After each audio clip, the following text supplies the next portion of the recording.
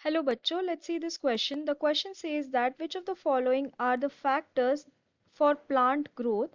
Option A, water and oxygen. Option B, light, temperature and gravity. Option C, nutrients. And option D, all of the above.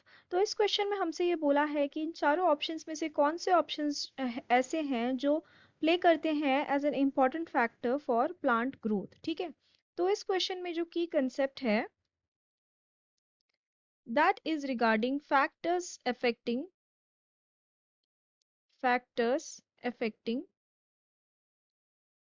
plant growth.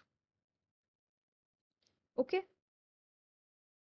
तो we know कि plant growth के लिए सबसे main चीज किसी भी organism को grow करने के लिए चाहिए होती है ऑक्सीजन, सरवाइव करने के लिए चाहिए होती है ऑक्सीजन।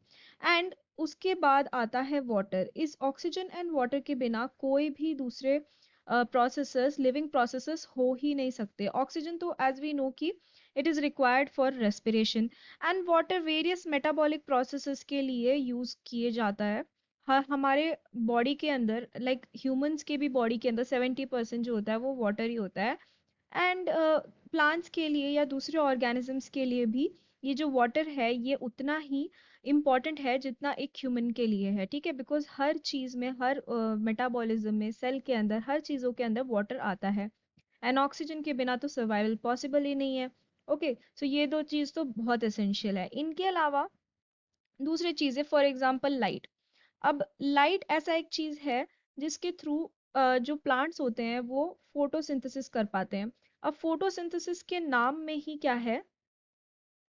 फोटोसिंथेसिस के नाम में ही फोटो है। Photo means light. Okay, sunlight की बात की गई है। एंड यहाँ पे जो प्लांट्स होते हैं इस प्रोसेस के अंदर, plants make their food with the help of, और you can say in the presence of sunlight. तो लाइट बहुत ही ज्यादा इंपॉर्टेंट है ताकि प्लांट्स अपना फूड बना सके via the process of photosynthesis. Another thing is temperature. अब हर ऑर्गेनिज्म को ये रिक्वायरमेंट रहती है कि वो अपना टेम्परेचर जो है वो मेंटेन करके रखे। ओके, एक्सट्रीमली लो टेम्परेचर के अंदर क्या होता है कि सारे ऑर्गेनिजम्स जो है वो सरवाइव नहीं कर पाते, एंड एक्सट्रीमली हाई टेम्परेचर के अंदर भी नहीं सरवाइव कर पाते। तो टेम्परेचर को मेंटेन रखना बहुत ही ज़्यादा इम्पॉर्टेंट है। So it is important that the temperature is maintained. Another thing is gravity. So gravity क्या करती है?